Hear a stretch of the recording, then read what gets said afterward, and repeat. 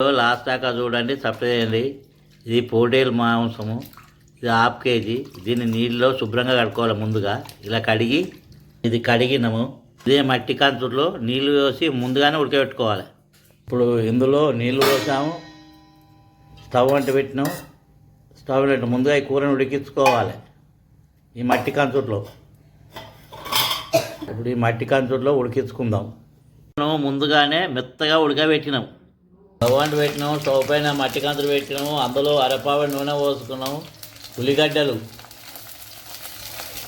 దొరగా గోలించుకోవాలి. మెంతి వేసుకోవాలి, మసాలాలు వేసుకోవాలి. లవంగాలు, యాలకులు, జాజికాయ, జాపత్రి, దాచిన చెక్క, బియ్యాలు, 1 చెంచాడు అల్లం వెల్లిపాయ, 1/2 చెంచాడు పసుపు, 1/2 చెంచాడు ఇంగు, పచ్చివాసన పోయేదా కలుపుకోవాలి. ఒక టమాటా వేసుకోవాలి, కొత్తిమీర వేసుకోవాలి. సైకిల కూర కాబట్టి 3 చెంచాల కారపొడి వేసుకోవాలి. మీడియం చెంచా తగినంత ఉప్పు వేయాలి. మొత్తం కలపాలి. ముందుగానే ఉడకబెట్టుకున్న కూర ఇందులో వేసుకోవాలి. ఇప్పుడు దీన్ని 10 నిమిషాలు ఉడికియాలి.